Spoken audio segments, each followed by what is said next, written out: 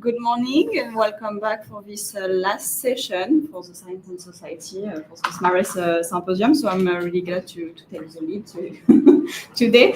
So we will talk about mechanism and models. And so this morning we will have 4 students. We will start with Maricruz, then Joran. We will finish then after with Camille and Victoria. And through that, we're going to travel a little bit around the world as always. So Germany, Mexico, Netherlands, France, Guinea Bissau, yeah, of course.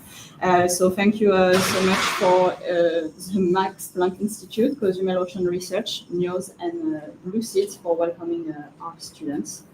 And also, I want to welcome, I want to thank for sure all the reviewers also of this session. So for your report first. So Dominique Adriens, Gant University professor, Guillaume Chandelier, University of Florida, which is a postdoc.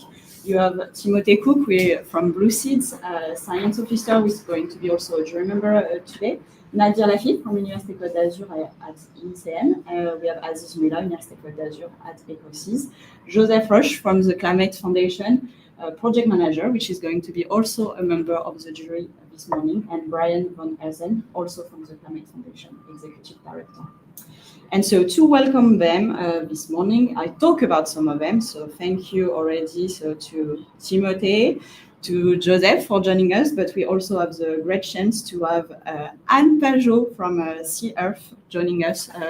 Thank you so much. And I will not forget him, Christophe Moquet, the director of the program also. Okay. Yeah, so for this first session, of course, Timothée, the supervisor of Maricruz, will not be grading you, but he will be with you. He will be showing up for you. And Maricruz, if you want to start. Okay, I will put everything to you. You can be wherever you want. Up, look, you have a little keyboard. You can be able to change also. The slides. And so as you remember, as for everyone, you have 15 minutes of presentation, and then we will open the floor for 15 minutes of questions. Best of luck. You can start whenever you want. Thank you very much. Good morning, everyone. I'm Maricruz Calvo. Today I'll be sharing the results of my research in the estimation of vegetation carbon density in mangroves in the context of a carbon credit project. The voluntary carbon market is a platform for organizations and individuals to support sustainability efforts by buying carbon credits. So 1 carbon credit equals to 1 ton of CO2 sequestered from the atmosphere thanks to a project activity. In this presentation, our project activity will be the mangrove restoration, and project developers can account for above ground, below ground, and soil organic carbon. Yet, accurately quantifying these carbon stocks remains a challenge. Project developers use a scenario-based approach where they have the difference between the baseline and the project scenario will result in the number of carbon credits generated. Now, the baseline scenario refers to the carbon that is in the site that we want to restore if no activity was implemented. And the project scenario refers to the additional carbon that is being sequestered thanks to the activity that the project has. To make this a bit more clear, we're going to dive into a case study. We are in the west of Africa, in Guinea Bissau, specifically in the Rio Costa watershed that is in the north of the country. Here in this region, communities used to cut the mangrove in order to create rice paddies. However, different challenges and changes in socioeconomics have resulted in the abandonment of a lot of rice paddies. So here you can see an active rice paddy, and here an abandoned rice paddy. That's why this project aims to restore 500 hectares of abandoned rice paddies through a hydrological restoration, and this to be certified through Plan B. So as project developers, our baseline scenario is going to be the carbon here, the site that we want to restore, and our project scenario will be the carbon in the healthy mangroves, because that's how we want the site to be in the future after the restoration. Mangroves in Guinea-Bissau are very particular. They are highly stratified. And here the screen doesn't help me a lot, but you can see different shades and textures of green that represent different strata that you can see on the ground as well. Yet there's a lack of data on characterizing this strata, and that's why, as project developers, we would have to go on the field in order to characterize how the mangrove carbon stock behaves. Yet, as you can see here, this is the mangrove, this is the terrestrial forest, and these are the communities where it's the nearest place to stay. The accessibility is not the easiest, and so that project developers would normally just sample one zone, and this would be the one that is more accessible, that might be not representative of the whole ecosystem. And once they get into that zone, things get even more challenging, and that's why they would normally do a small number of plots. As a result, they have a data set that is not representative of their landscape, and they ignore the variability of the ecosystem. Another approach would be remote sensing. In remote sensing, we have data sets such as tandem X data that provides information on the height of the mangrove, the normalized difference vegetation index, NDVI, that are being greatly used to describe the distribution and the health of the mangrove. Yet, it hasn't been used by project developers. Why? There's a lack of awareness, a lack of up-to-date protocols, and most important of all, due to all the challenges that we saw on field sampling, there's a lack of adequate ground truthing. That's why there's a need for an integrative tool that combines the two existing approaches. And for my research, I had 3 objectives. Number 1, characterize the mangrove carbon stock, focusing on above ground and below ground carbon. Number 2, to propose and evaluate a stratification model using the NDVI and the ground truth data. And number 3, to assess the results of the stratification model into a carbon credit model.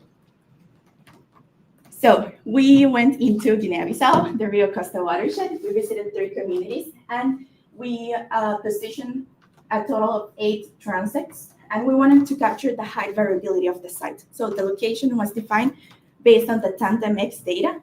We saw all the heights of the region, and we chose these 8 sites to put our transects, and they were placed perpendicular to the nearest body of water, also to try to capture all the strata. The sampling design of the transect was of 5 sampling plots that were that had 25 meters within each other, and the size of the sampling plot will depend on the canopy height. So mangroves that were equal or lower than 3 meters, we would do a 2-meter radius sampling plot, and we would measure the diameter at breast height if it was equal or smaller than 5 centimeters, the height and the species of the tree.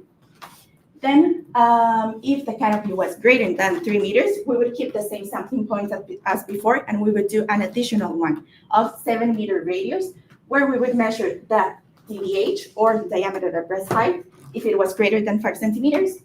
Once again, height and species. Now, once we had all this data, we inputted into biomass allometric equations. These equations were species-specific and also specific to the canopy height. We did this for above ground and below ground. Once we had the biomass, we multiplied by the carbon content conversion factor. And by adding above ground and below ground, we obtained the carbon stock. The carbon stock was then inputted into a linear mixed effect model. Here we have the carbon stock. We know that height and species are important variables, but we wanted to verify or reinforce this relationship. And then we wanted to focus on the spatial variation. So that's why we included the transect and the point. Then, moving forward into our objective number 2, we have our stratification model. Here, our main result, or the thing that we wanted to obtain, is the proportion of how much coverage of each species we have. And to do so, we used an NDVI composite provided by NASA, a mangrove land cover of the country provided by EVA, and a Rio Costa shapefile to define our area of study. We established NDVI values, and then to consider these classifications, we used ground truth data in order to calculate the user's accuracy values. And our third objective, we went into the carbon sequestration modeling that is based on the Comfort's equation. So here we have the asymptote, that is the carbon stock that we calculated in objective number 1, Then we have B and C that were constants obtained from Song et al. 2023. And here we saw two scenarios. Scenario number one, stratified, that are the proportions that we calculated in objective number 2. And scenario number 2, non-stratified, that here we assume that 100% Rhizophora and 100% Avicennia once the site would be restored. As a result, we have, well, first off, we start with the results of the carbon stock. We see we had two main species, Avicennia herminans and Rhizophora sp. And we can see that the above ground is greater than below ground in general terms. That's a trend that we expected. And we can see a lot of differences. Well, we can see differences between the species, highlighting that Rhizophora has more variation than Avicennia, with the exception of these two individuals. And yes, so to discuss a bit on these results, we have here a picture of a Rhizophora forest, and here a photo of an Avicennia forest. It's important to say that Rhizophora develops closer to the rivers. So you can imagine that this ecosystem will be highly unstable. Well, it's under the influence of water, and it has a muddy substrate. So Rhizophora is a plant that has a strategy to enhance the growth and the mechanical stability. So it would have more woody tissues that are going to increase the biomass and therefore the carbon. On the other hand, we have higher variability because these species, they have to adapt to a continuously changing environment. And that's why each individual has its own architectural structure that creates variability in the data that we saw. On the other hand, you can see here Avicennia forest that the conditions are more stable and therefore the variability is less. As a result of the model, we confirmed what we were expecting, that the height and the species significantly predicted the carbon stocks and represented a bit of the variability, but it was mostly the spatial distribution, the variable that explained the most of the variability. This, once again, species and height are the variables that we use for the biomass and the carbon allometric equations. So we know that they're important. And there are several equations, and height has been a bit in discussion because there is a lot of challenges on accurately measuring the tree height. So there might be a bit of uncertainty in using this variable to input into the equations. On the other hand, spatial variability, it's also a result we expected. The African mangrove carbon stock varies between 154 and 1,382 megagrams of carbon per hectare, which is a lot of variability. And most of this variation is due to pluviometry. The changes in the rain patterns change the soil-related properties that are going to affect the biomass and the growth of the mangroves. So it's a result that we expected. Now, what are the two approaches that we can take? If we want to capture the whole variability of the Rio Costa watershed, we have to increase the number of sampling sites, even though it's going to be costly.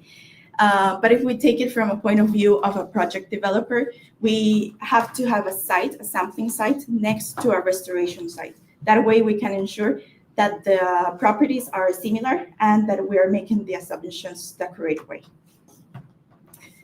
Then our mangrove certification model resulted in a 61% of Avicennia with 63% of accuracy. And to this 61%, we have associated a carbon stock of 13.95 megagrams of carbon per hectare. That is lower than Rhizophora. That Rhizophora covered at 39%. With an 83% of accuracy, so we have higher accuracy here, and a higher carbon stock as well. We have 36.15 megagrams of carbon per hectare. This is more similar to what we see on the ground, on the field, and what we can see also through satellite imagery, that we see the different strata. However, we overestimated Avicennia since there's a third stratum stratum that we didn't capture just through the NTVI. That it would be a small to medium Rhizophora trees that we misclassified as Avicennia.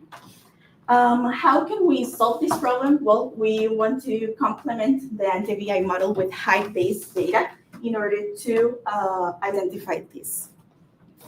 Finally, including these proportions that we had calculated before into the carbon credit projection model, here we have the tons of CO2 that would be equal to amount of carbon credits. And then the project developers sell the carbon credits, and indirectly is the amount of money that the project will receive. So here we have a stratified approach. Here we have 100% Rhizophora and 100% Avicennia. As you can see, we are either overestimating or underestimating with 100% assumption. And this is very important because the over or underestimation of carbon credits is going to create financial expectations that are not biologically achievable. And this is going to result in the financial risk of the project, and also in it will threaten the community engagement because you won't be able to deliver what you promised. A stratified approach is more conservative, it's more aligned with the landscape and with the biological studies. However, it can be implemented, as we saw before, in the estimation of the proportions, and as well including other variables such as the proximity to bodies of water or the restoration success of the intervention. In conclusion, we have the ecological stratification, we have rigorous field data, and we have accessible remote sensing technologies. And combining all these three axes, we can present a replicable pathway for an equitable and accurate blue carbon credit project that would be more justice and holistic. Finally, I would like to thank Blue Seats. I would like to thank as well all the stakeholders of this project, EVAP, NASA, Odessa, and of course, thank you for listening.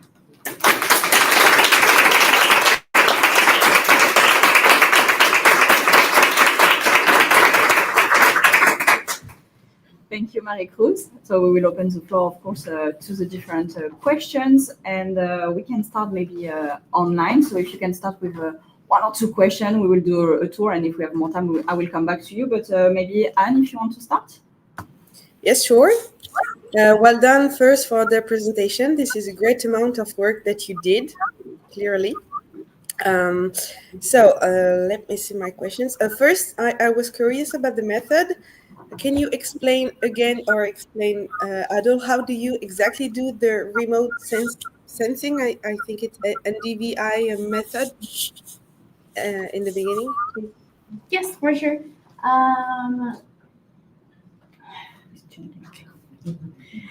Duplicate the screen. Yeah, sorry. So we, as I mentioned, we had a partnership with NASA. So the remote sensing, they provided the NTVI composite that here you have more specificities. I don't think you're interested in that, but well, 10-meter resolution, Sentinel-2 imagery, and it's just during dry season. So they provided an NTVI map that it was for the whole country. So here we have terrestrial and mangroves. And so it was too broad for our study. That's why we included a mangrove land cover composite. This mangrove land cover was provided by EVAP, that is like the Ministry of Environment in Guinea Bissau. And it's just the cover of, it's just the mangrove land cover. So with that, we reduced the terrestrial data and the data that we were not interested in. And then we added a Rio Costa shapefile in order to really focus and to lower the data into just our region. We established an NDVI value, a threshold for the Avicennia herminans and for Rhizophora sp. And then here is just satellite data. So we wanted to cross ground truth with the data that we took from the field. So we calculated the user's accuracy values, and we corrected the proportions based on these user's accuracy values.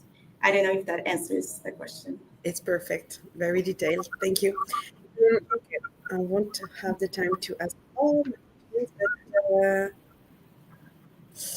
but okay, so you talked about the building of the model equations. Okay, so you based your model on literature. Okay, so it was already existing. Did you modify it a bit according to your data or your personal knowledge, or did you just take? And it's okay if you just took the the equation from the literature, but I was just curious. Yeah, no, we didn't modify it. We made some assumptions. So it was a 500 hectare. Yeah, the size, and then we also made some assumptions with the age because we assumed that the age was 0, and at a 0 status we assume a 0 carbon stock. So this made an overestimation the first year, and that's why we didn't include the first year because we knew that it was an error of this assumption. But aside from that, we didn't modify anything. Okay. Do I have time for a quick third question? Very quick, or after? Very, very quick, alors. Okay. It's about the pluviometry. Is there just a rain season here or not? And when is it? Yeah, we are right now in the rainy season, and yeah, so the rainy season is very interesting because due to climate change, the rainy season that was reported in literature is no longer the rainy season. It has shifted a bit, and so it's starting later. And the data that we collected was on a dry season, was in the month of May. And also, as you can see, the NTVI composite was also during the dry season. So it's true that it would be, if we would be millionaires, we would do both comparisons, rainy season, dry season, for sure.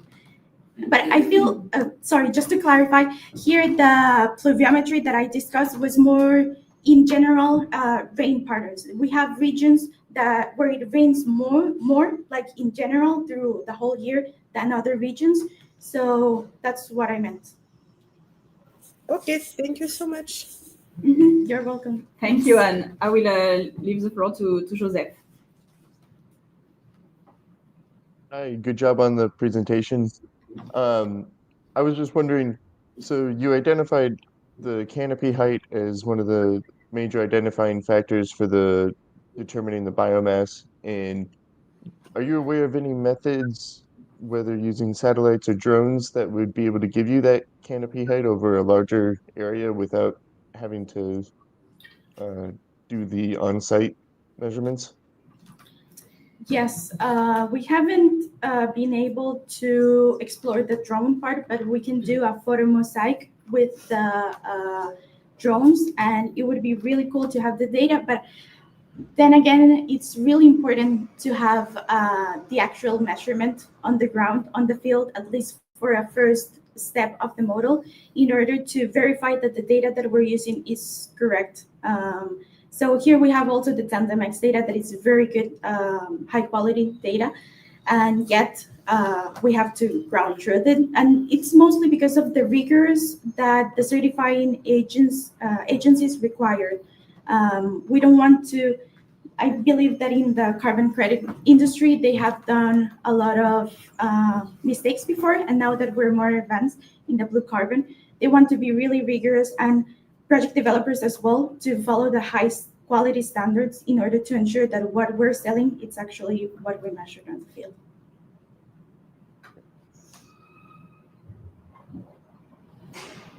Do you have another one, or I leave the floor to Christophe? You still have time for another question if you want, Joseph. That's okay, you can move on, thank you. Okay, thank you. Christophe? Yeah, thank you, Anne, for your questions. They were also mine. Maybe if you can come back on slide number 5. We see, if I'm right, an aerial or satellite picture. Yes, satellite picture. Yes.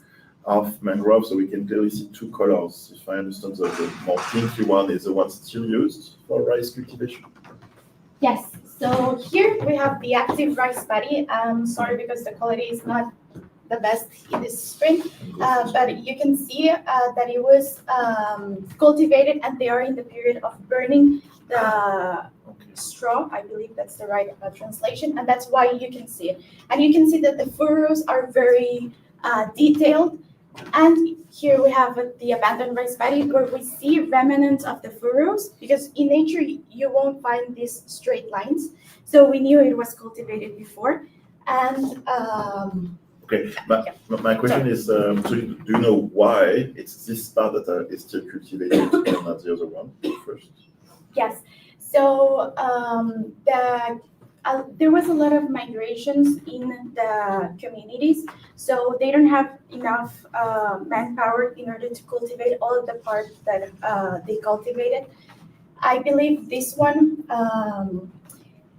it might be related to several factors. For example, the productivity of the soil, and also that communities are seeing that sea is rising. So if they construct or if they do the whole rice paddy closer to the sea, when the tides go up, they will break the dikes and they will lose the production.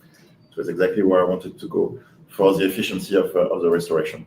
If you had the possibility to choose which one of these two parts do you think is best for mangrove restoration, with environmental conditions and stuff like that?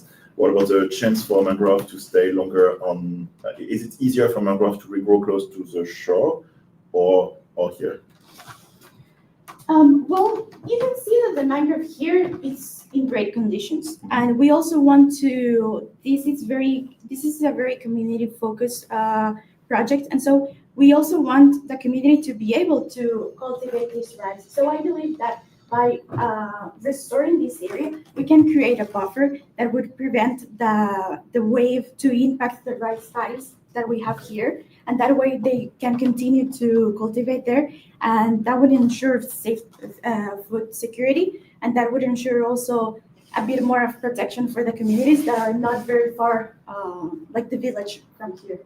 Because you say that so you cover two species, and the two species are not living exactly at the same distance to the river. Yeah. So there is a difference with the river distance. Do we also see a gradient with these two species to the shoreline? Yes, but that's going to be affected because we want to do a hydrological restoration. And so that's why it's important to consider proximity to the river, because when the hydrological restoration is basically to dig a channel here to connect the hydrology of the site. So we would be connecting the river to the site, and that would change. I don't know if Yeah, that I'm makes plenty of other questions, but maybe we can. Well, I think you have time for a last question. So I don't know if Joseph, Anne, you want to have a quick last question? Of course, I always have more questions. It's about the after the project. Will it continue after you? What are the next steps? Yes, To for better sure. samplings, for example. Yeah, I'm very happy for that question because actually we're going back to Guinea Bissau in October. We're going to sample the soil, the soil organic carbon, in order to include this into the project because it's the biggest carbon pool, and we know that that's going to increase the amount of carbon credits that we're going to obtain, and it's going to also bring a lot of scientific knowledge in the area. So that's the closer next step, and then we would like to certify our project and a lot of next steps afterwards in the long term. So you go back. Yes. Wow, nice. Yes. Thank you to Blue Seeds. Okay, it's okay for me. Well, yeah, for sure. Do you prefer starting with a question on the equation or something more? As you wish.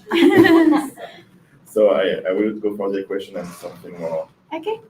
Slide 18 and so 2018. So can you take a little bit more time for these components? I think For sure. Luna is very interested to learn Yeah. more about that. Yeah, Because, for sure. for example, there's something that with a one transect point, I'm not sure to understand. Okay, so here we have a linear mixed effect model. So we want to explain.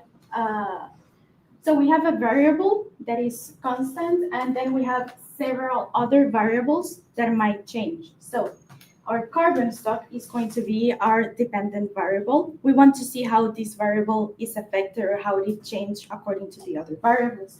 Here we added a 0.1 in order to account for values that were very close to 0, because we have to remember that at some point it's a carbon stock of 1 tree. So it might be small values from time to time. So then we have fixed effects that are the variables that won't change depending on the transect or on the point, okay? So we have height and species. That's the fixed But effect. height doesn't change from one transect to another. Okay, yeah. What I mean is that all the transects and in all the transects and in all the points, we measured the height, and it was within a certain range. So yeah, it was a continuum within a certain range, and we measured in all the transects and all the just to points. measure the height, so you were like using like a Pythagoras geometric thing, looking.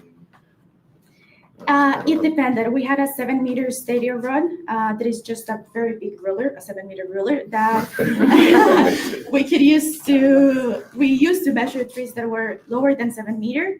Then we had a system where if it was higher than 7 meter, we would put it up all the way to the top, and then we would mark the end of the tree, and then we would put it down, and we would measure both measurements. Sorry if I didn't make sense. Yeah. And in cases, for example, we have 2 or 3 trees that were 24 meters. There we used Pythagoras, but as you can see, it's not easy to go down, back or forward in the mangrove. Exactly. And then you have the water, you have the roots, so it's not easy to move. So what was the last component? Yes, then we have here transect and point, because we said we had 8 different transects in 8 different sites. And they might be spatially related, because the ones that are within the same transect more can be related, not like the other transects. So we included a random effect to see the effect of the spatial variability in the carbon stack, and we nested each point into the transect. We nested the 5 points into one transect. And the one before? The one before is, I'm not 100% sure. Now that you mention it, I believe it's to, yeah, I don't want to mistake myself. I believe it might be on my report if you had the chance to read it, but if not, I can share the details with you afterwards. Okay, and the next one, slide 20, so for the follow-up of that. So here it's all based on Song et al. 2023. Yes. How sure are you about this B and C? So it's parameters that are from the article? Yes. So how sure are you of these parameters? Have you been able to compare with other literature? And if not, have you been able also to do kind of sensitivity analysis? What's happening if you change by 10% one of these parameters on the results? Yes, well, we haven't played around with position and shape. It is a very strong article. It was based on actual restoration case studies, actual restoration projects, yes. The same region? All over the world. It was an international article. And yes, so we used position and shape of the curve that were extracted from the paper, and they were specific to passive restoration. That is what we want to achieve once we do the hydrological restoration. And sorry, I forgot the other question. You haven't tried to adjust a little bit the parameters to see if it has a giant effect or not, if the model is really robust? Or... No, yeah, we haven't. We believe that the article was pretty robust. It was published and in a known journey. And yeah. Do you have the time for the last one? It's not a question. Okay, really yeah. So what about the certainty of the carbon sequestration? What about the community there? Do they use the wood, the soil? How sure can we be that this carbon will stay there and that the area will not be used? Yeah, for sure. That's a very important question, because if we don't ensure and if we don't include the communities, all project would not work. So that's the importance of community engagement. We've been going for 2 years now into the communities. We've staying there. We've been having meetings with them, telling them about the project, and it's also they agreed to the project. We didn't impose anything, and they allow us to go into the mangrove. And as you can see in the pictures, it has also involved, well, it doesn't matter. You know, all like the measurements and everything. We can't go into the mangroves alone. They have been the ones involved in the project, interested in the project, and the areas that we are intervening are not The 7 meters. the state road. Yeah. You don't see it, but this is not the ground. Like the ground is like maybe 1 meter below. And so, yeah, I believe the community engagement is really important, and they have agreed that they've understood and agreed to be part of this project. And something very important is that we want to certify with Plan Vivo. So 60% of the credits as a minimum will go towards the community. So we've been talking about their priorities for their development, what are their needs, what do they want to do with this money. Something very important as well is a very transparent project. We want to communicate and to share with the community and with the general public all our results. And yes. Cool, perfect. So I will open a last question, I guess. Oh, wow. More than one. More than Used to one. that. Okay, so I will cut you, but next Yeah, I don't know. Okay. Joran? Yeah. I was wondering, when you calculate the carbon, do you take into account that some carbon might be able to like be destroyed much quicker? For example, lignified carbon is much harder to sequester. No, we don't take into the consideration that the biomass allometric equations don't consider it. Marty, thank you for your presentation. It was wonderful. I am curious about this NASA data. Like, did they give it only to you? Is this public? And is it also available for other parts of the world? Because this would be really fun to look at your other Yes. It's public available data. As we have a partnership, they have been really kind, and they have helped us a lot to understand the data. They have explained to us we send them our GPS points, and they send us the specific data of these points. And they had also scientifically advised us on what choice to make. But I believe I'm not 100% sure if it's worthwhile. I know it's at the country level in Guinea Bissau and in Africa, because we worked with the Mangrove African team in NASA. So I wouldn't be sure if yeah. Yes.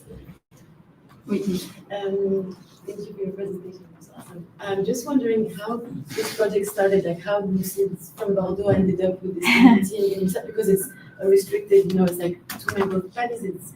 How did that happen?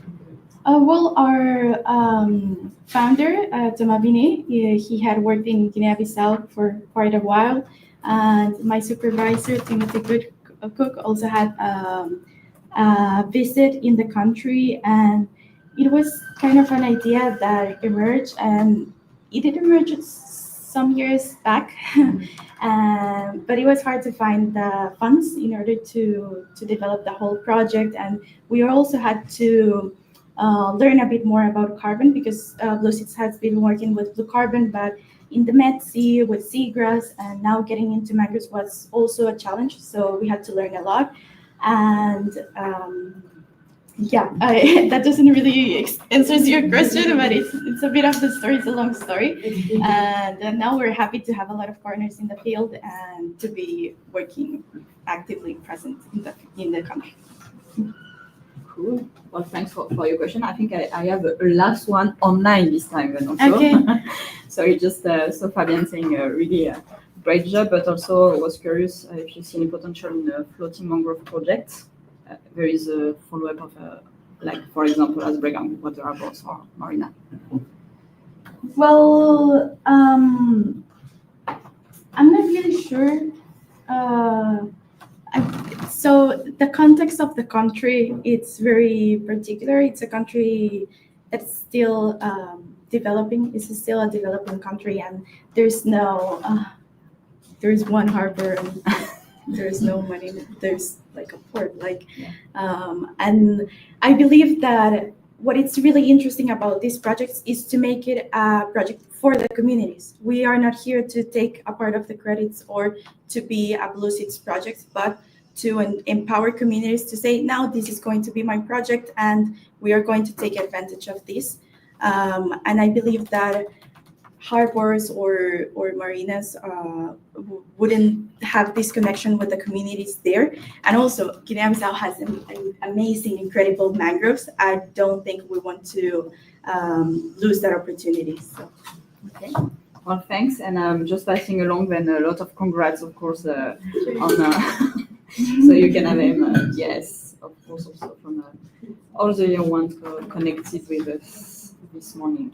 And I guess my last word will be, of course, to Timothée, who joined you. So if he wants to add a little word about all your experience and adventure in Guinea Bissau, Timothée. Hello, everybody. Thank you very much, Krista. A lot has been said. Maricruz speaks for herself. I just want to send my congrats to you, Maricruz. It's always a pleasure. And I've worked in some of the shittiest places on the planet, and the field work we did together in Guinea Bissau was one of the most experience. And I really would love to have Maricruz's stoicism, because she just choked it up. Yeah. So, no, sorry. Congrats. Okay, cool. Thank you, Timothée.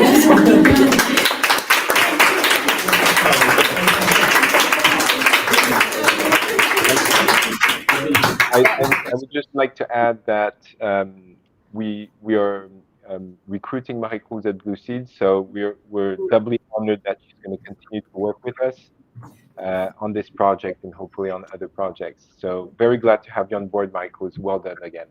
See you soon. Bye.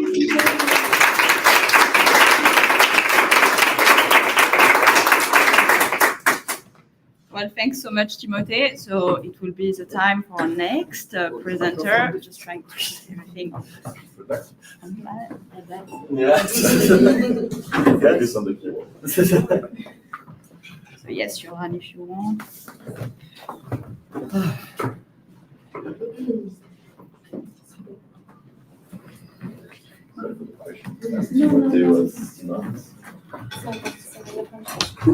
So I see my screen. This is more quicker than. Yeah. Yeah, this is more. Yeah. No worries. If you see it here, it will come behind you. Okay, perfect. Okay. So. Oh wait, I should be here. Wherever you want. I will just change the camera depending on where you want to stand. I will be here, I guess. I will move around a bit. If that's okay. Of course, Joran. So, Joran, you know the rule. 15 minutes of presentation, yes. 15 minutes of question. The floor is yours. That's right. Go ahead. I can start? Okay, yeah. Perfect. So hi, I'm Joran, and I did my presentation on creating a digital twin model to estimate Posidonia oceanica biomass production. I was under NEOS under supervision by Quinten Mullen, Caroline Soutard, and Marie-Laure Grégoire from the University of Liège. You can see it on the screen right now, but there's a beautiful picture of Posidonia there. And you've probably known this view if you've been snorkeling or diving here. Oh, there it is. And this is Posidonia. Yeah, it's a very emblematic and endemic species of the Mediterranean. It's considered a biogenic reef building species, which means it makes its own reef. It's considered of two parts, the leaf canopy and the mat. But the plant itself is considered of three main structures, the leaves, the rhizomes, and the roots. And the mat itself builds by accumulation of that biomass and that sediment. The biomass is mostly from the rhizomes and the roots. Now, this plant is found really across the whole Mediterranean basin, maybe except the Levant, where it's a bit too hot for it, and it's found up to 40 meters of depth, which is good. Because at a wide range of ecosystem services, this ranges from carbon sequestration, nursery habitats for fish, and coastal stabilization, and many, many more. Yeah, this is a real picture, but I thought it was cute. But sadly, like every important ecosystem, it's facing a lot of stress. This stress ranges from marine eutrophication, pressure from bulk anchoring, which rips up the metal, and like climate change obviously is doing its part, from rising sea temperatures, marine heat waves. We notice this ourselves here in Nice, ocean acidification, and proliferation of invasive species. And this has led to a very dramatic decline of 34% regression of the meadows in the Mediterranean Sea of the last 50 years. So if you want to keep using these ecosystem services and understand also why this regression is happening and how it will be in the future, we really need to understand how this biomass grows.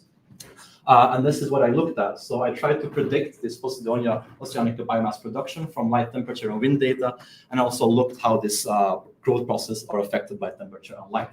And from this, I used mechanistic modeling. And to explain what mechanistic model is and why I used it, I want you to forget about seagrass for a second and instead think about cycling. Imagine Remco Evenepoel is the Olympic champion of cycling right now. He's Belgian, of course, obviously. And imagine at the Tour de France, if I wanted to know if he's going to win it. I could do this in two ways. I could do this statistically or mechanistically. Statistically, I would look at observations, use patterns and correlations. And from this, I could come from the conclusion that maybe whenever it's sunny and the race is hilly, Remco tends to win. But you can already know that from this, I don't really know why he's winning. I just see like kind of a tendency and a correlation, but I don't see a causation. Mechanistically, I would look at the mechanics behind his cycling. I would really make a digital version of Remco and then put that in an environment, in this case, the race, and see how he would behave in the situation. And from this, I can find much more conclusion, mechanics behind it. I would see that given his power output and fatigue rate, he'll probably struggle in the final climb. You can already see that I know much more of why something is happening just from this mechanistic model than when I do statistical modeling. And for ecosystems, it's really important because if you want to know why biomass is declining or growing, it's really good to know the mechanics behind it. So that's what I did. I created a model. And I'm not going to explain all of it. It's 67 equations, so I think that would be a war crime to explain all of them. But it was a 0D model, which is a square meter of Posidonia biomass. The unit is mole carbon per square meter.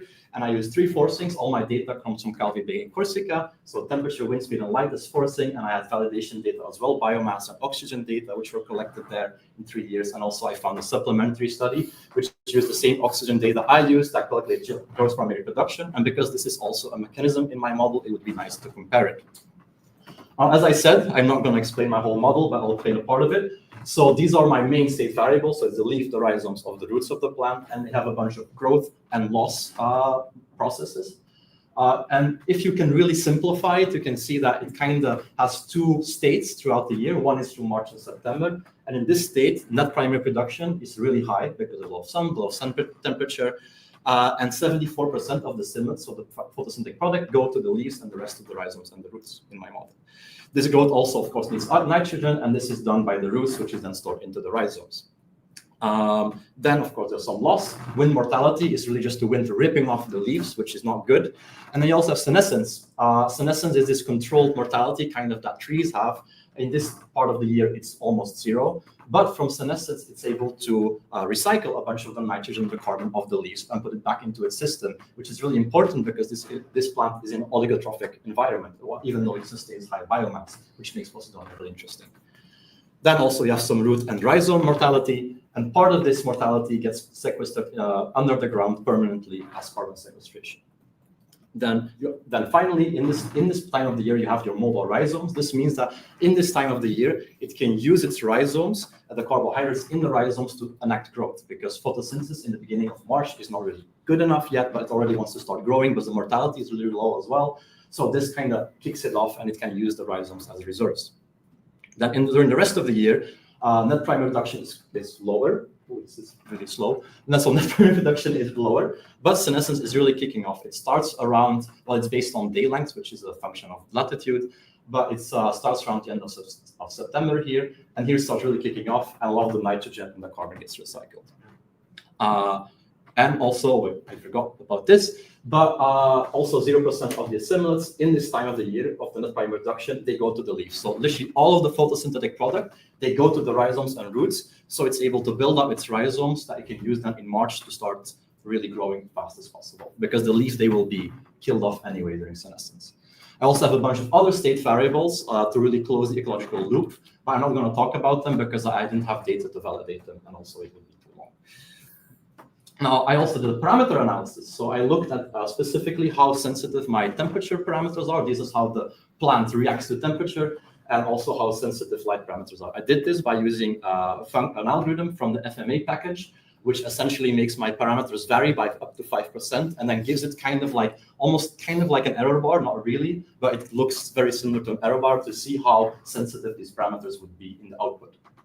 I wanted to see how my parameters react to the same environment, but I wanted to see how my model also reacts to different environments. So I also looked into how different depths, and so different light regimes and different temperatures would affect my biomass growth.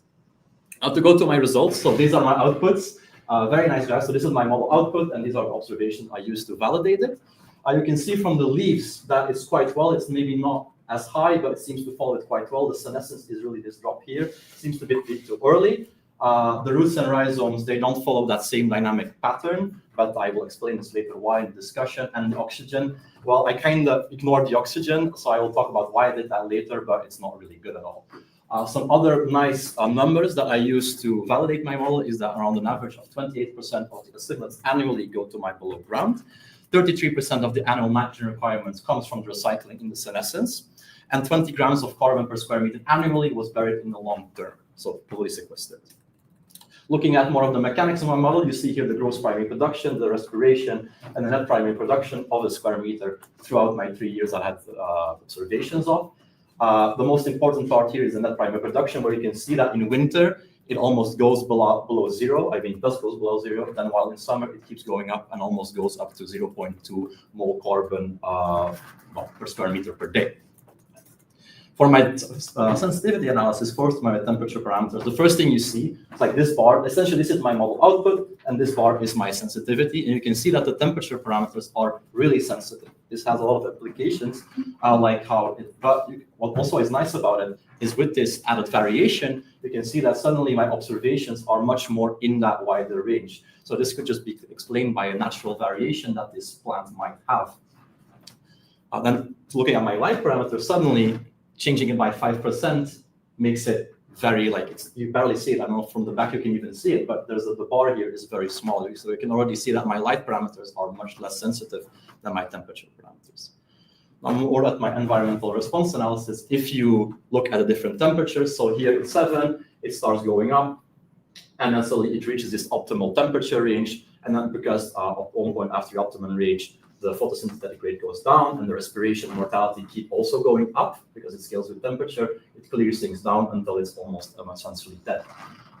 What's interesting also is when you increase the temperature, it seems that the peak of the biomass is much earlier. If you compare these two, this is much higher temperature. It seems to be much earlier. So not only does it affect on the total biomass, the temperature on Posidonia might also be like an effect on the phenology of it. And what's also interesting is, but this mortality, it doesn't recycle. At depth, on the other hand, is very simple. It's just the deeper you go, the less biomass there is because there's less light. What's interesting, though, is if you combine the two. So I did around 4,000 model runs, and I made this nice heat map of different temperature ranges and different depths. And you can kind of see this Goldilocks zone almost of the optimal temperature and depth range. And I think the most important parts is that the deeper you go, the smaller your temperature range that it's able to grow in becomes.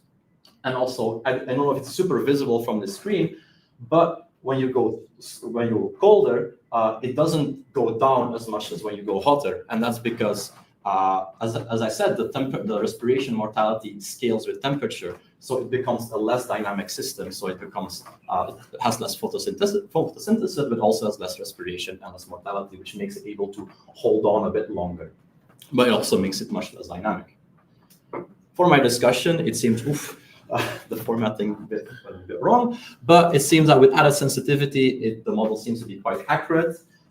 This sensitivity could be a phenotypic variation, which is even seen in clonal meadows. These have somatic DNA mutation, which kind of gives this mosaic of different phenotypes, which could be an explanation why it's like that. Thank you. Senescence, on the other hand, probably was too simple. This is because senescence is barely understood in seagrasses. Some even argue if it even happens. I used just day length, but on terrestrial models, they used like a ton of different forcings to really calculate this senescence. So it was probably too simple. The below ground variation, on the other hand, was lacking in the dynamism that observations happens, but this probably because of the consequences of the sampling, which was not super accurate.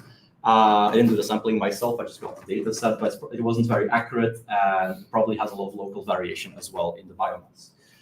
On the oxygen, on the other hand, was very inaccurate. It's much too low in winter and much too high in summer. This is because at one point I had the choice. I had either to make leaves quite accurate or the oxygen quite accurate. It's just something that probably went wrong in my photosynthetic mechanism. And I had the choice to do the two, and I felt making the leaves more accurate was much more, prominent. No, more important. Looking at the carbon and nitrogen flux, so the net primary production was in the right range, so the same supplementary validation I used had around the same range that I found. Carbon to below ground from literature should be around 26 to 36%. Mine was 27%, so that's good. And around 40% of annual nitrogen requirement comes from recycling, and I had around 34%, which is a bit too low, but it's probably still good enough in my opinion. Looking at ecological applications, so models is much more sensitive to temperature parameters than light parameters. This makes a lot of sense because the light parameters are mostly how it calculates turbidity, so how much light goes through the Posidonia, and probably 5% variation of turbidity is just something that happens quite naturally almost on a daily basis. 5% in difference in temperature parameters does have a big effect. This also implies that there's an adaptive potential because this is how the plant reacts to temperature. So if it's able to react to change phenotypically by only 5%, it can have massive effects on the biomass growth. And this is also supported by literature studies and even paleontological studies, which show that it was used to thrive in tropical environments. Colder had less growth, so it had less mortality, as I said, so it means it's less dynamic. This is seen also in colder ecosystems compared to tropical ecosystems, but this doesn't mean that it's stronger then, because with a lower growth rate, it's also much more sensitive to disturbances. And disturbances like herbivory, anchoring, and whatnot is not really modeled in my model.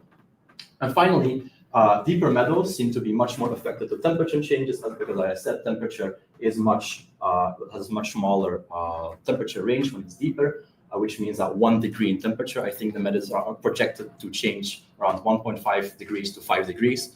When it's deeper, it might be much more sensitive at the deeper ranges. So we could maybe expect a recession on the deeper meadow ranges. Finally, to conclude, it seems that, as I said, the developed model was able to capture most physiological and phenological processes quite well, but there's really more knowledge needed on senescence and more drivers of primary production on this plant to really improve accuracy, because this is quite understudied on Posidonia.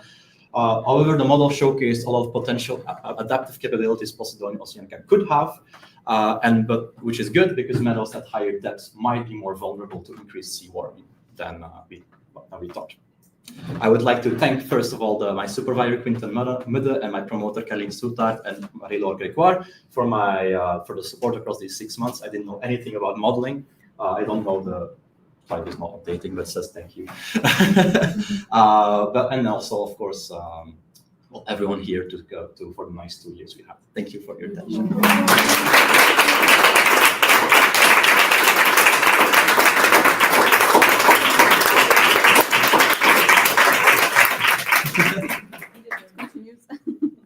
Okay, thank you, Joran. So I will open, of course, the floor to the first question. Maybe this time we can start with you, Joseph, if you want. Sure. So in this model, I was curious, were there any parameter fitting that you did with the data and the model? Yes, so I did first my parameter fitting first, mostly just kind of visually, so just looking at how it works. And then when I felt like I had a good fit visually, I did first a Marquardt algorithm fitting, so it's with a mod cost and mod fitting I did. And after that, when I had the ranges quite well, I did an Elder Mead one because it's able to look more into the local sensitivities of the parameters to really get it right.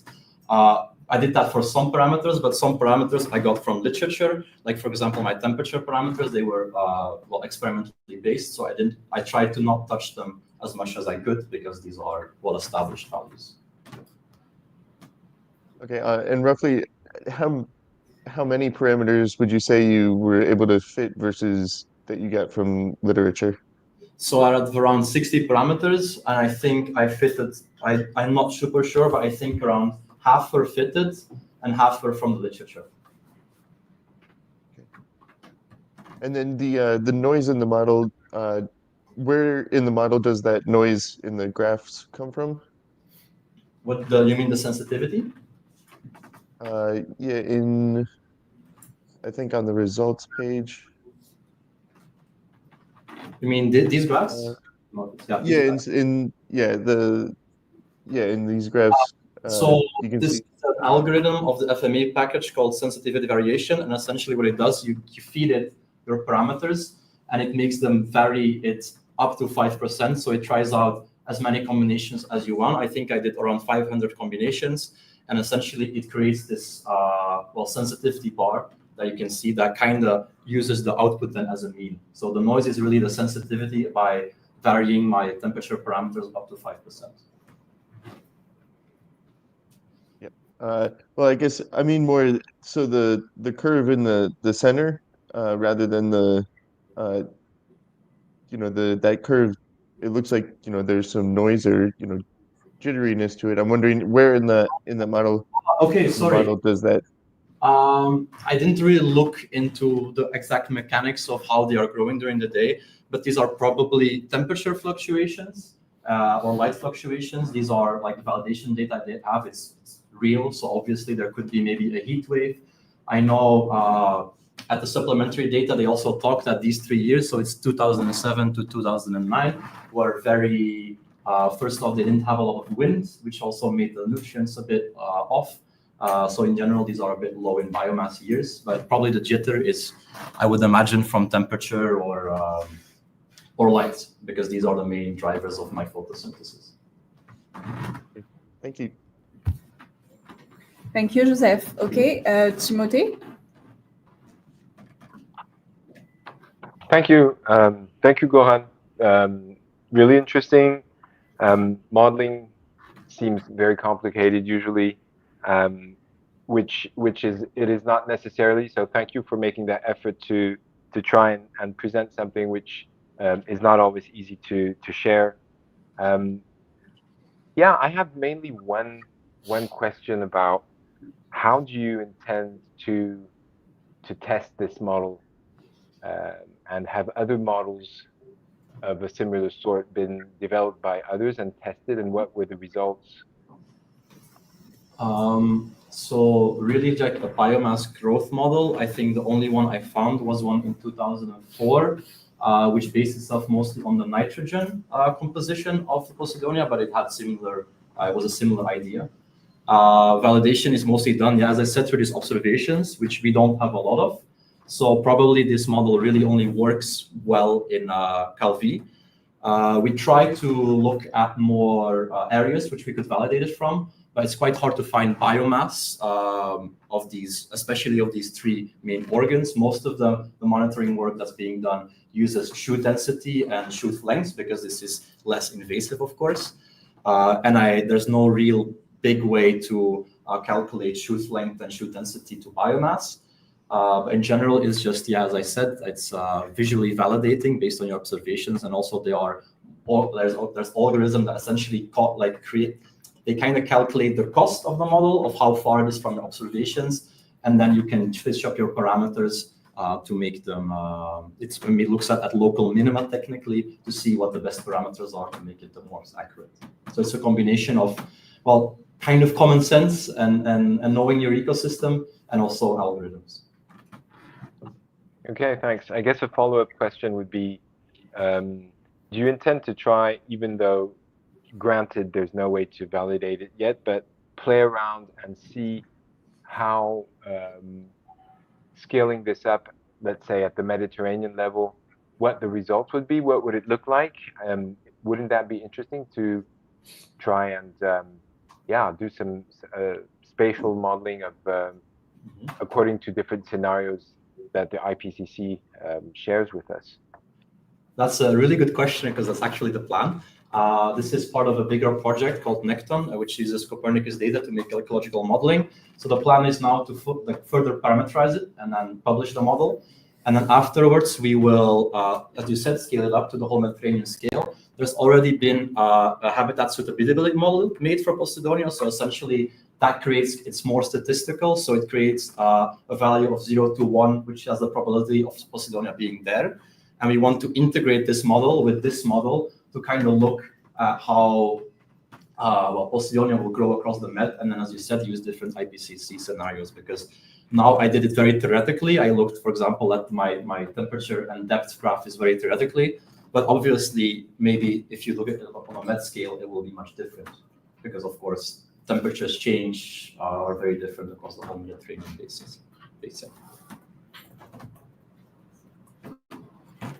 Thank you. Thank you, Timothée. Okay, Christophe, do you want to go next? And I will finish with Anne. Yep. So maybe a couple of questions on model and on biology. On model, so you have a forcing, you have a shared period for the forcing and the validation. Yes. 3 years, that's at the beginning. Have you tried to, do you have also data trying to use your model outside of the period where you forced it?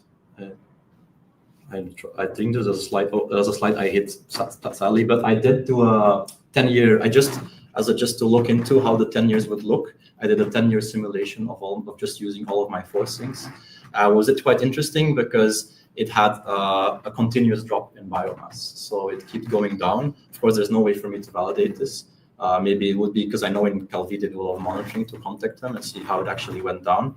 And this was mainly led to a decrease in temperature. And what was interesting, though, it's really sad I can't show it, is that the leaves in biomass went down, but the rhizomes and roots, they went up in biomass. So there was kind of a different steady state between the three organs, and it was because the temperature went down, so there was less photosynthesis. So yes, the roots and rhizomes and leaves were getting less photosynthetic things, but there was less respiration mortality. So it was kind of like its basal metabolism went down. So it was able to keep growing even though it was getting less nutrition. This is something very interesting you see with your model. Do we have enough observations, ecological observations, to try to find a common thread? It's just how my model seems to work, but I didn't find a way to validate the last decades, for example. You're talking about the process of senescence a lot. So you have a slide where we see senescence and NC recycling. So how does that work, like biologically? So I don't know if you know the Mediterranean, of course. If you know, at one point, all of the Posidonia leaves, they are brown.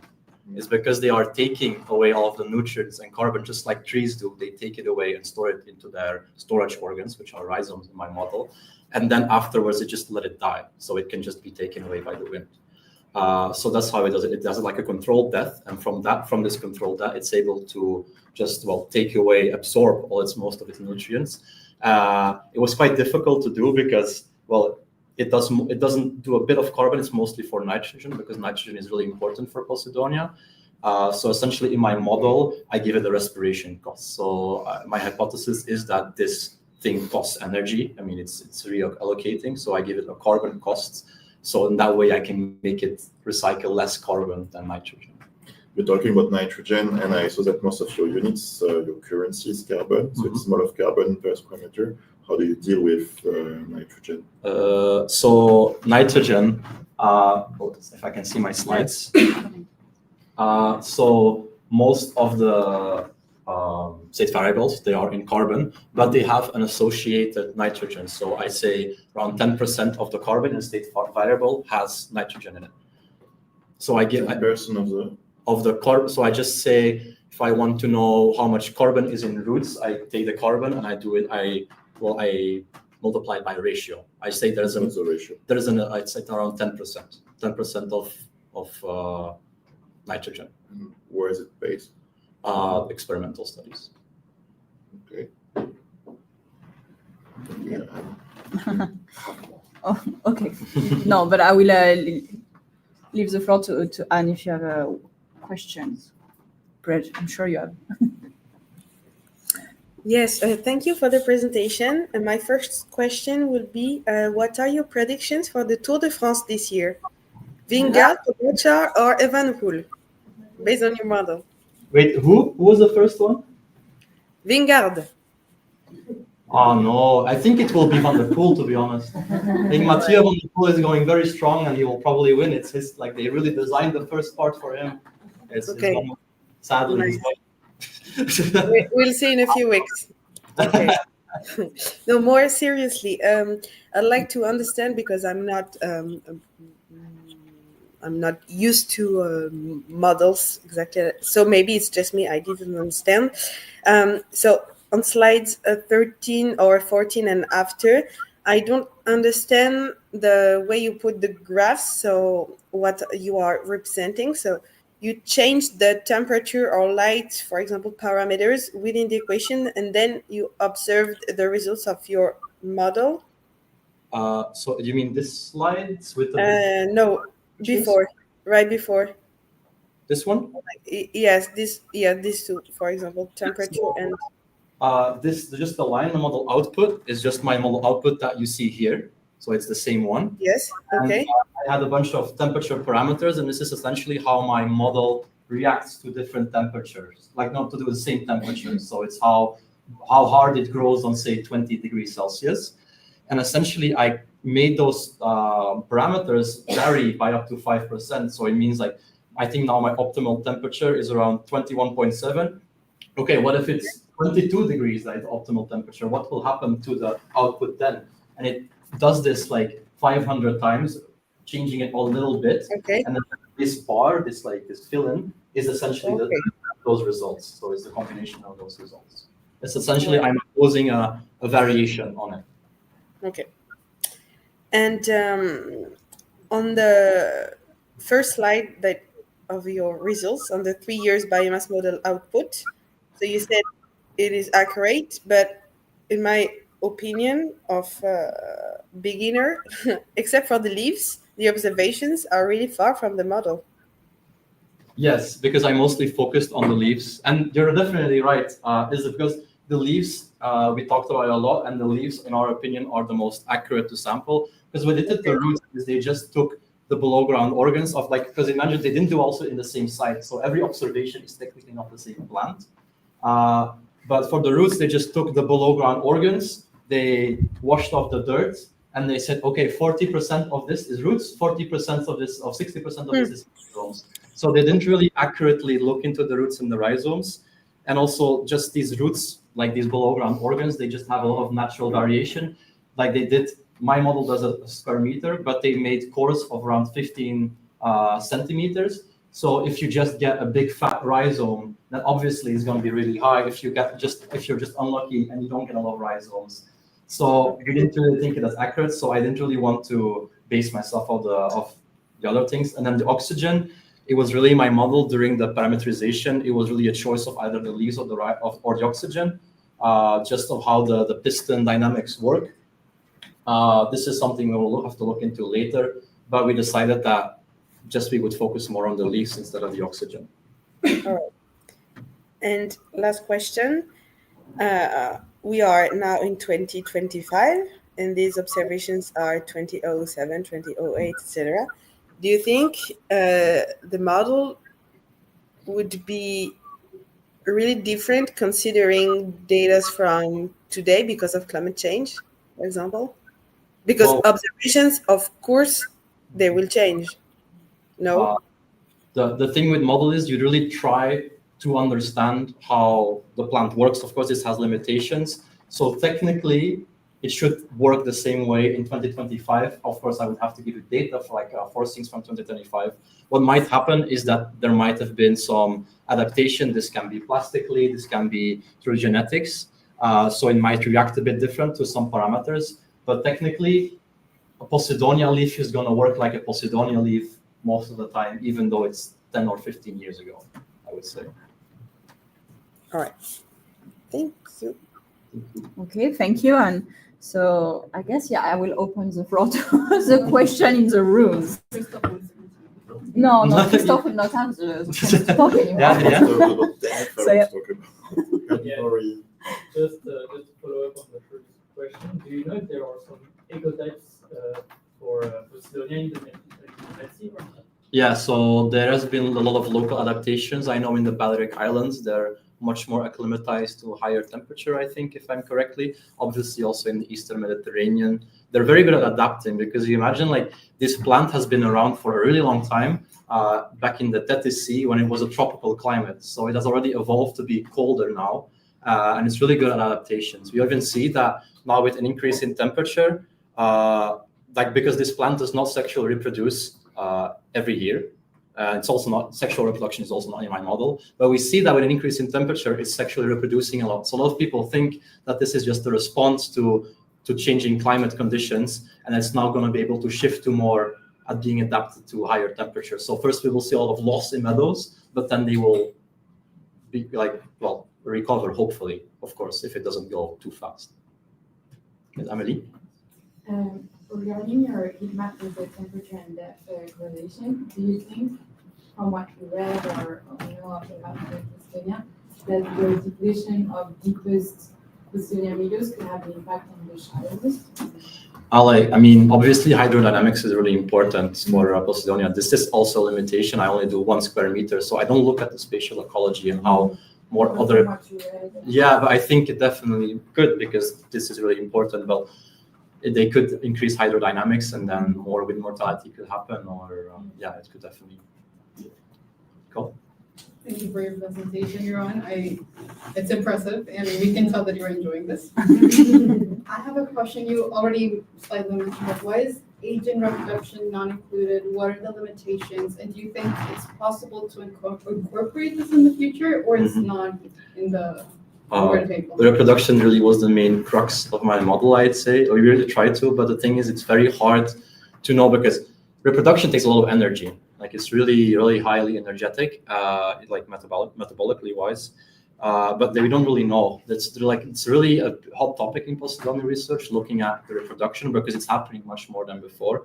But we don't really know how it has affected, even why it does it. Some think it's an effect of stress. Some think actually the natural state of it is to constantly reproduce, and now it finally has enough temperature to start doing it. So we don't really know it, so I didn't include it. But definitely this could have a big implication on my model if it has a big reproductive cost, for example. But it's definitely interesting to see, because also it increases adaptability and whatnot. So it's a really important part of Posidonia research right now. No more questions? Oh, Christophe has some.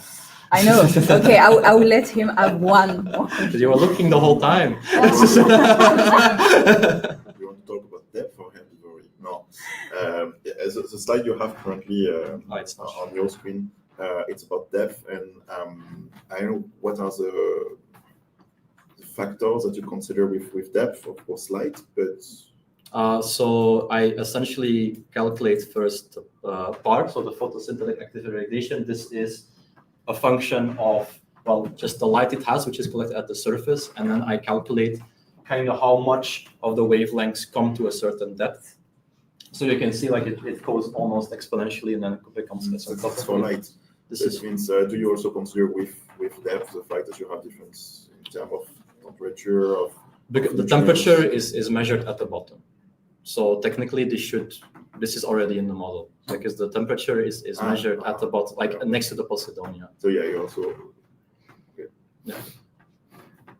Okay, and for all the for the ecological aspects that can interact with Posidonia, so the interspecific relations like herbivory, you said, or competition with RJ, how could you imagine integrating that in the model? In my model, I tried to include epiphytes, but there was no validation data on it. It was really hard to know, especially with all the species composition. I think there's around 300 species. I did find that epiphytes could only have maximum 10% effect on photosynthesis of Posidonia, just because they grow from the bottom up, so they keep going up. So the top part is also the oldest part. So at one point, the top part will just be old and epiphyte and then just fall off. That's why you see often Posidonia with like kind of the straight cut.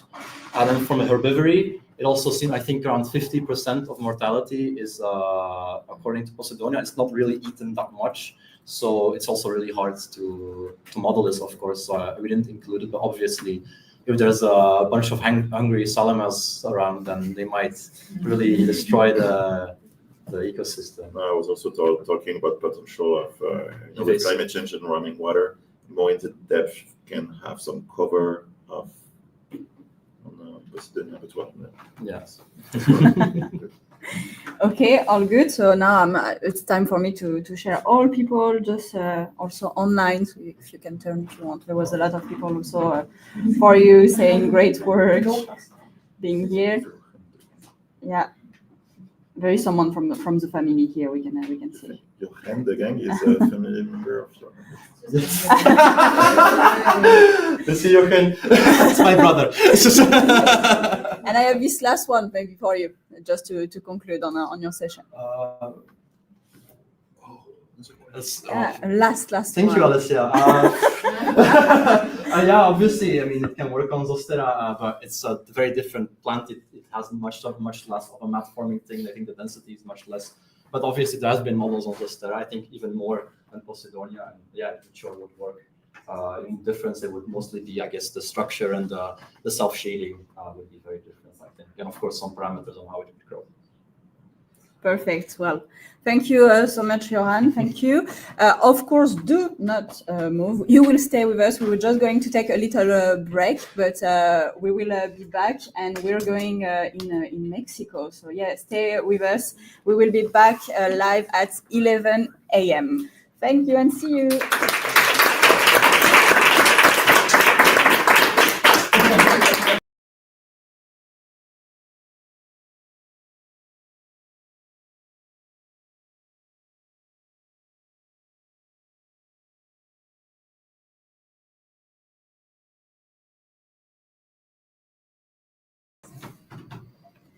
So welcome back. I can see online also very ready. So we'll finish this last session about mechanisms and modeling. We will have Camille, and after we will have Victoria. Unfortunately, not online, but for all of you in the rooms, we will enjoy a Victoria presentation.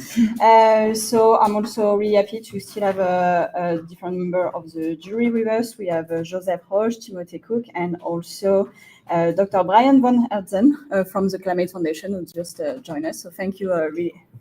Sorry. Yeah. Can you tell us where you are, maybe before we start? Yes, in Australia, Queensland, Australia. Wow. So really, from all the parts of the world. So from Australia, we will go with Camille first, also back in Mexico. So thank you for being with us, and also Timothy and Joseph also still with us from the US. Thank you so much, because I can imagine the time right now. So Camille, as for all the others, you know the rules: 15 minutes of presentation, 15 minutes of questions. I just put your slides on, and the floor is yours. So hello everyone, and welcome to Mexico. I was working the past month in Cozumel research, and I did a preliminary study on prey-predator dynamics, investigating the spatial ecology of the white-spotted ray and the great hammerhead sharks in the Mexican Caribbean. So first of all, we're going to go from an introduction to material methods, result of discussion, and a conclusion. So first of all, it's super important to understand that studying trophic ecology of elasmobranch predators is essential for ecology. It helps answering many questions and understand the relationship between elasmobranch and their environments. For example, we know that apex predators provide an important role in ecosystem stability, since they are top consumer in the food web. Also, coastal environments can provide young sharks and young rays with abundant prey and refuge from large-bodied predators.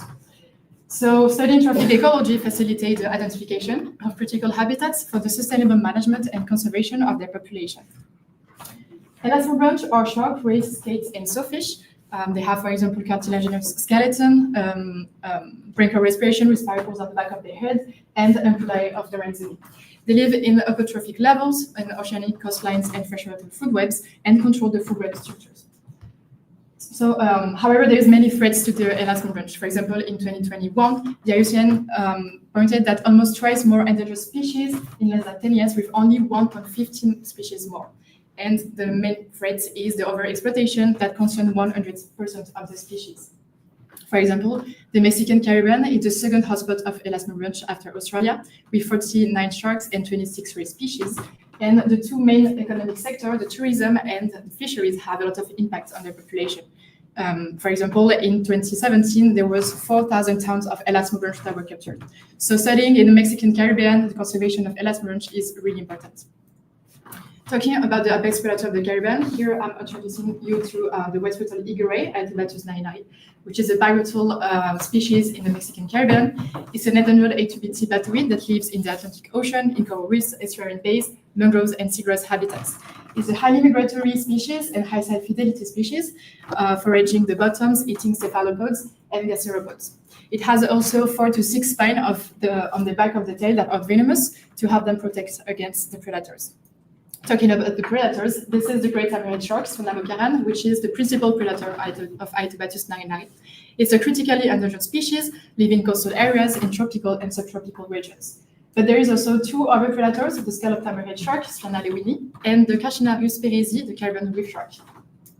So now let's go back to the question of the study, in which extent the white-footed eagle ray and the great hammerhead shark spatial and temporal habitat uses are developing through the years. And here we're going to tackle 2 objectives. First of all, investigating prey-predator interactions, and second one is investigating spatial temporal co-occurrences. Now let's go back to the material and methods. First of all, with the study area. So we were located in Cozumel Islands in the Yucatan Peninsula of Mexico. And this is an island with 100,000 residents and 2 million tourists a year. So it means that it's a really touristic place. As well, it's working on the fishery economies with the commercial fishes area with the Cona Pesca with authorization permits only. Now let's go with the methods. So the first one is the groove monitoring. So a groove is just a structure, metallic structure, where we put 2 GoPros and that film underwater. We have a stick with baits where we put Gerald dorado and squid that attract the elasmo branch. Since May 2025, we put 20 grooves in 11 dive sites around the island here that were chosen randomly. And we also have volunteers that we train to help us with the grooves. Here, the objective is to test the groove methods to investigate interspecific interactions. The second method is the monitoring dive. Since 2020, we are working with a citizen science program, working with volunteers that are taking some workshop with us every year, in which we train them to recognize the species, but also recognize the size, the sex, and to know how to report the sightings, for example, with abiotic factors. Here, we cited since 2020 102 species, with core dives and 1,733 sightings by the Citizen Science Program. Here, the objective is to investigate monitoring efforts effects and to investigate spatial temporal overlapping, uses the Pianka's index, which is used to see the niche overlapping, and the co-occurrence that answer the question how often species are observed beyond random chances. We also have some methods that I won't really talk about here because we don't have the access of the data now, but we are working in collaboration with the Shark Foundation and the Capture Cooperative, which is cooperative of fishermen in Isla Mujeres, so it's an island in the north of Cozumel. And we also had a meeting with them talking about ecological, economical, and cultural importance of elasmo branch in the Mexican Caribbean. So now let's talk about the results and the discussion. First of all, the groove monitoring. As you can see here, the different sites where we put the grooves. And here a super heat map with the different sightings that we made. But I'm going to introduce you to results with better pictures. So here we see some individuals of Aetobatusnarinari. In mid-May, we saw in Cantarell, in the north of the island, 2 female adults. And in the beginning of June, we saw 2 female adults as well in Punta Sur, which is in the south of the island. Next, we saw Sphyrna mokarran, so the great hammerhead. Again, we sighted him in the south of the islands in the beginning of June, and it's a male adult. And then let's go to the Caribbean reef shark. Here we saw in the same site and same day of the great hammerhead, we saw 2 female adults in Punta Sur, and we saw 4 female adults in Santa Rosa in mid-June. However, you can see here that it's not a photo from the grooves. We had the chance to see them when we were recovering the grooves because one of the camera wasn't working, and the camera which is in the front only make a footage of one of the individuals. So it was a chance that we arrived at this moment. So talking about the results, we can see that we have interaction with the grooves. The animal comes close to the groove. They also bite the groove. It means that they're attracted. So the method seems to work. However, we seem to have a lot of issues sometimes with the materials, with the cameras, with the SD card, the batteries. So we have to improve this as well. We saw also interspecific interaction. So here in Punta Sur, we had the chance to see a Caribbean reef shark chasing an eagle ray. But we also saw possible predation behavior because in the same site, in the same day, in 30 minutes, we saw 2 eagle rays, but also 1 great hammerhead shark and 2 Caribbean reef sharks. So we were not in the backstage. Obviously, the proof is settled. So sometimes we don't see what happened, but we had the theory that some predatory behavior happened. So to talk about the discussion of these results, we have effectiveness of this method. We saw interaction with the proofs, but we saw also interspecific prey-predator interactions. However, we have weak monitoring efforts. So to improve this method, we should increase the monitoring efforts and the methodology. Now let's go to the second part of the results with the monitoring dives. Here you have the maps of the abundance distribution, here of the white-footed array, and here of the great hammerhead shark. So since 2020, we cited 1,284 white-footed array and 32 individuals of great hammerhead shark. Now talking about the other predators, here you have, we cited 4 individuals of Sphyrna lewini, we cited 2 individuals of the genus Sphyrna, but we don't know which species exactly, and we cited 207 individuals of Caribbean reef shark. So first question, is the monitoring efforts affecting the analysis? So for that, we plotted the average number of dives per month and the average number of dives per sites. And as you can see, it seems that there is variability in the data. For example, in March, November, and December, we have done more dive observation. And in Cantarell, Cedral, and Palancargal and Palancar caves, we also did more monitoring dives. That is explained because Cozumel, it's an island known for the white-footed eagle ray, and we dive more when you see the eagle ray, and the season is from November to March. For the sites, it's the same. That's the site where we see we have the most chance to see the eagle ray. For example, in Cantarell, that is known to see the eagle rays. So we did a critical quality test to see if there was variability between observation, between dive sites, between the months and between the sites, and we have a chi-square that is importance and a p-value that is low. So we can conclude of a temporal variability and spatial variability that is high, with significant high difference in dive efforts between months and between sites. So then we plotted the effect of the average number of dives monthly per site and on the average number of observation monthly per site and per species. As you can see, it seems that the more you do dive monitoring, the more you observe the species. So we did a regression test and we have a p-value that is low with R-squared that is 1.31. So we can conclude that its monitoring efforts is significantly explaining 31% of the variations in monthly observation per site and per species.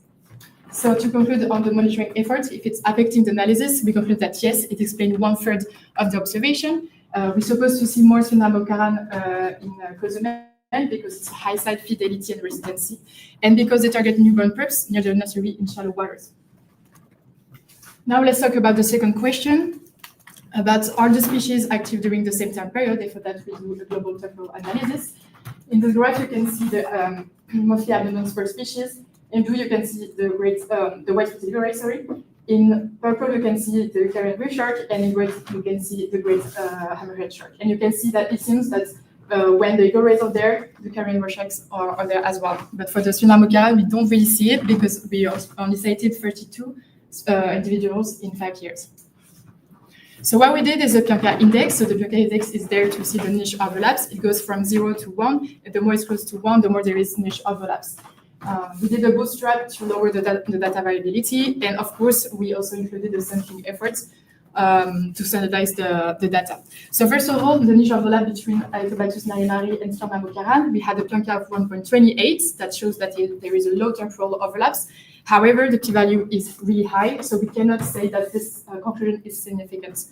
For Aetobatusnarinari and Spherisi, we saw Pianka of 1.6, which seems that there is a moderate temporal overlap. However, the p-value is really high, so same, we cannot say that it's significant. So to this question, are the species active during the same time periods? There is a low temporal overlaps between Aetobatusnarinari and Sphyrna mokarran, and a moderate temporal overlaps between Aetobatusnarinari and Spherisi, but the strands are not significant. So to make them significant, we should do more monitoring efforts. However, it still supports temporal aggregation with different temporal habitat use due to the ecological preferences or, for example, predator avoidance. So now let's go to the last question. Are the species observed together at the same time on the same day? And we're looking at co-occurrence between prey and predators. So this heat map is a bit funky, but on the y-axis we have the dive sites, on the x-axis we have the months, and the idea is that we have a combination from 1 month and 1 site, and we have combination about the species as well. So if you want to look at co-occurrences between Aetobatusnarinari Aetobatusnarinari and viridis, you want to look at the squares that are dark blue, so there are quite a few. However, if you want to look at Aetobatusnarinari and Sphyrna mokarran co-occurrences, you can see there is only a few of them between the sites and the mounts. So we did a K2 test to see if the data were independent, and the p-value is really low. So we conclude that there is a co-occurrence between the presence of the sharks and the prey. And the question remains, is it a prey-predator dynamics or common habitat preferences? So we did it, we went a bit further, and we did it from prey-predator to prey-predator. So we did, first of all, Aetobatusnarinari and Sphyrna mokarran. And here you can see that with the Fisher test, we have a p-value that is really low, so it's significant. There is a relationship between the distribution and abundance of Aetobatusnarinari and Sphyrna mokarran. However, the odds ratio is equal to 0. It means that this is most likely that when we see Sphyrna mokarran in one site in a month, we have a really low chance to see as well Aetobatusnarinari. And this trend is the same with Viridis. We have a low p-value and odds ratio that is equal to 0. So this means as well that there is a significant relationship. However, there is no less chance to see Aetobatusnarinari when we spot the predators. So this suggests many things. This suggests temporal and spatial segregation. For example, the prey alter their behavior and habitat use, but also support theoretical frameworks. For example, the predator avoidance, preys avoid predators when they are present, or landscape of fear theory, the prey avoid high-risk areas or time of predation, even though they don't know if there is any predator in the site. So to conclude about this method, the monitoring depth seems to work.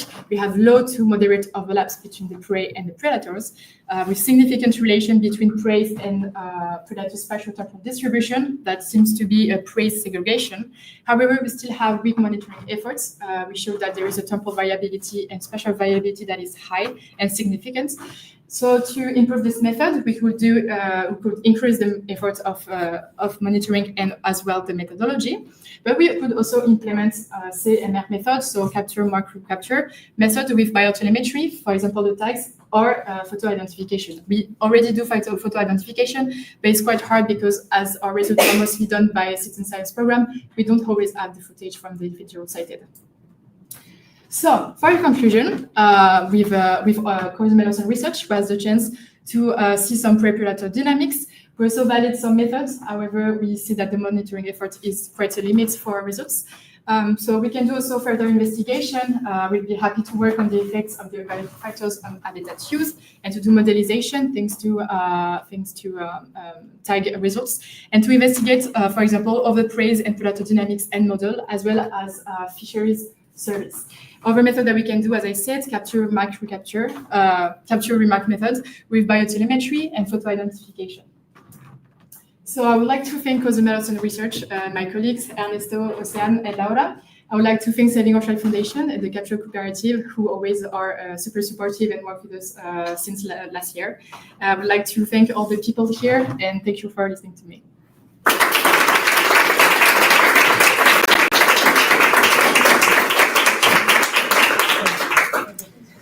Thanks, Camille. So, of course, now time to open the floor for the questions. Well, I don't know if Brian, do you want to jump in? We can't hear you. Just because you're mute for now. Yeah, your mic is mute. Let me try to. Okay, so perhaps we will. Yes, perfect. We can hear you now. My apologies. Thank you for that presentation. Interested to understand a couple things. One is whether the sharks and the rays have any food in common, or is it purely a predator-prey relationship, or is also some competition for a similar diet? So, can I have my slides? Yeah. So no, there is no competition between the eagle rays and the great hammerhead shark, for example, because the eagle rays, they only prey on gastropods and cephalopods, when the sharks eat mostly fish, and other sharks, well, nutrition, yeah. So basically, there is no competition for that. Okay, that's helpful. Also, I noted at least a few of your photos were at night, and I'm curious how your nighttime observations varied from your daytime observations for the sharks and the rays. So the picture were not taken at night. It's just the resolution. Yeah, I tried to change a bit the parameters so we see better the individual, because as I said, we do photo identification, and sometimes you have to change a bit the parameters to be able to see more the patterns. Because, for example, if you see here the white fatigue array, they have spots on the back, and every patterns of spots are different between individuals. So no, they were not taken at night. Okay, and I'm curious, do you think your results would be different if you had any nighttime observations versus only daytime observations? So, well, it could be because we have less people in the water. As I said, Cozumel Island is a really, really touristic place. So we have a lot of divers every day in the different sites. So, of course, I would say that with less traffic of boats, with less people in the water, especially that Sphyrna mokarran is a really shy species that doesn't like to be around humans. So, yeah, I would say that we could see more, that we would see more results during night. And do you have any experience or data indicating the level of activity of the sharks and the rays at night or dusk or dawn versus the daytime?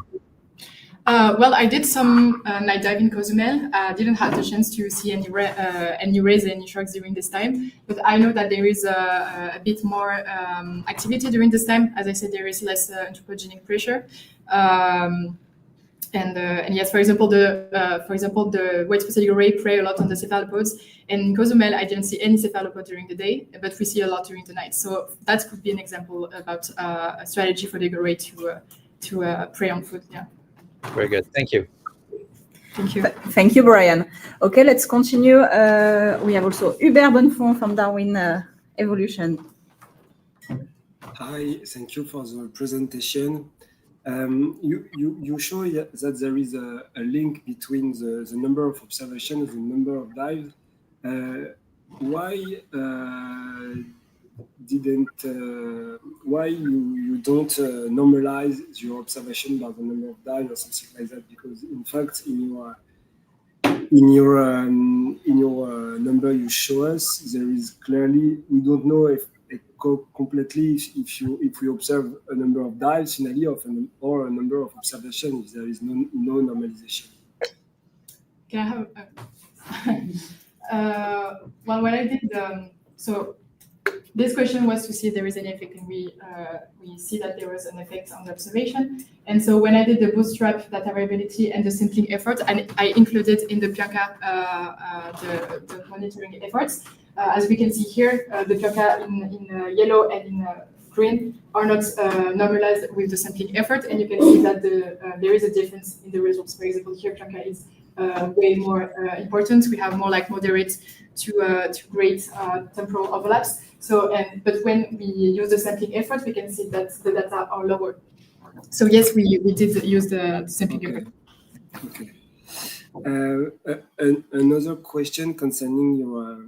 You try to implement observation automatically with camera, if I understand well. You say it's not working very well, if I simplify a little bit, because the number of observations is very low, and you suggest to improve the method. I'm not sure, but what if you have to detail a little bit, what would be your suggestion to improve this kind of methodology?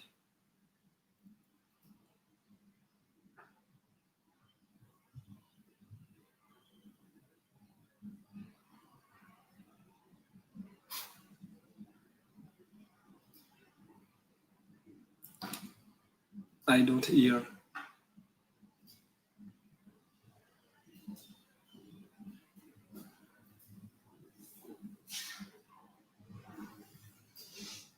The microphone seems switched off.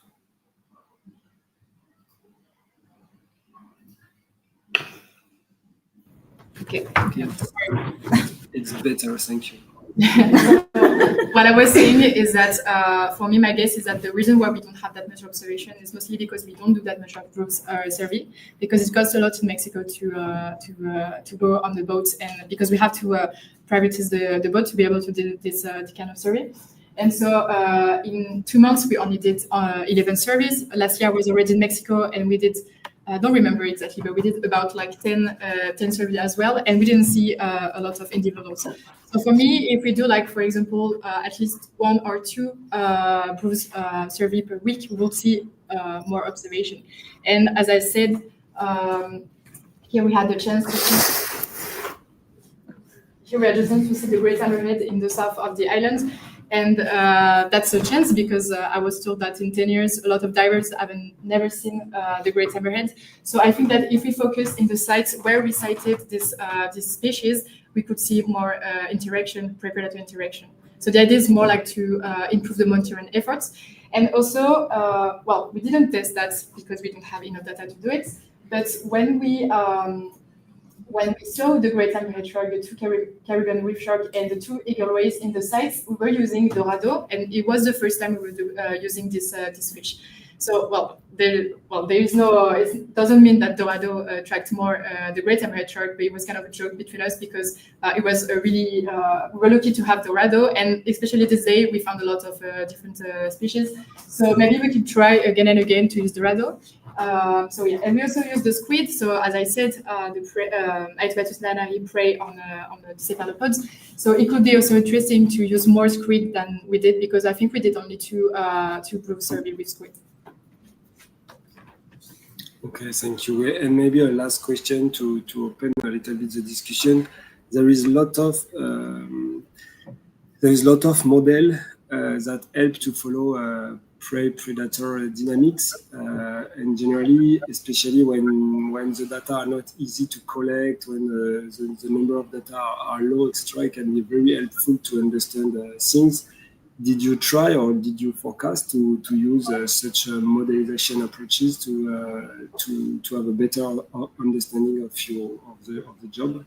So I did not yet because we want to work in a collaboration with Senegal Shark Foundation and Capture Cooperative, and they do tag expedition. I was on one of them last year.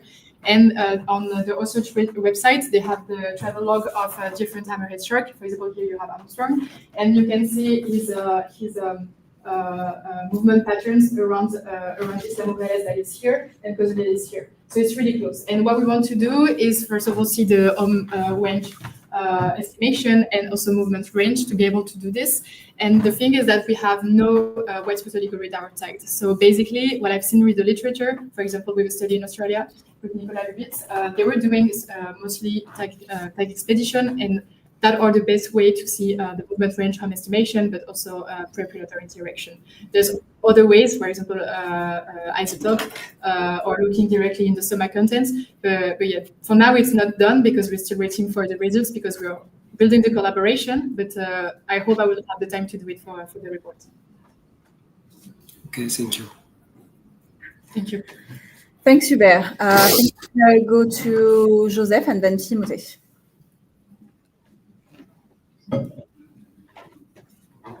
Hi, good job on the presentation. I was wondering, would these observation methods, would they also be able to tell us information on the total population of these different species? And I'm curious, what other species in sea life you were able to observe with these cameras? So for the first question, to see the total population, we have to know different individuals. So for that, we do photo identification of the white spotted eagle ray. That is the easiest way because they have different patterns on the back on the back. However, for example, for the different sharks, we can only see some traits if they have, for example, injuries or something like this that could help like for a few weeks to know where they are located in around the islands. However, without doing like tagging expedition or like ID identification, it will be better to know for the total population. And for the second question, we also monitor the nurse shark. We monitor the southern stingray. Well, we monitor every shark and rays that we see in the island, but we have a lot of monitoring about sighting about the nurse shark as well.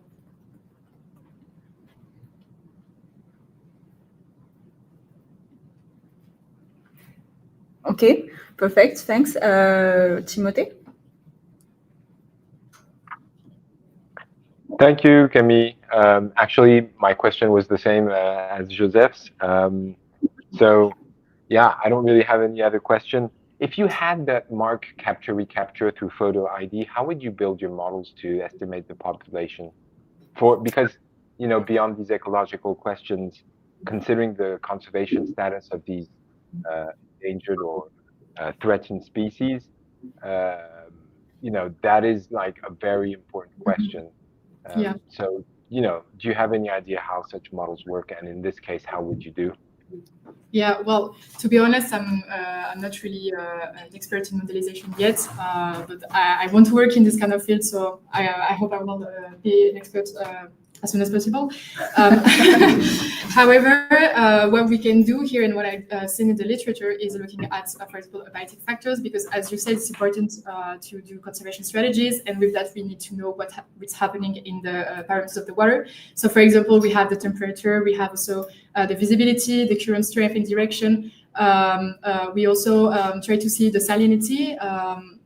So yeah, this kind of abiotic factors will be relevant to do the modelization, but also with the different prey-predator interaction. For example, we have the great hammerhead that doesn't only prey on the wet ray, but prey on other rays, such as the southern stingray. So the idea is to see if when we spot a great hammerhead shark in the island, is it because it's preying on the west ray, or is it also preying on other species? So for example, if in the model we see that there is a link between the eagle rays and the great hammerhead shark, doesn't mean that he's only there for the eagle rays, because the white eagle ray is an apex predator that is big, that can go to 1.8 centimeter wingspan, sometimes until 2 meters. And so when the individuals are really big, the great hammerhead shark doesn't prey on them, so will prey on other species. That will be also important to see in the modelization.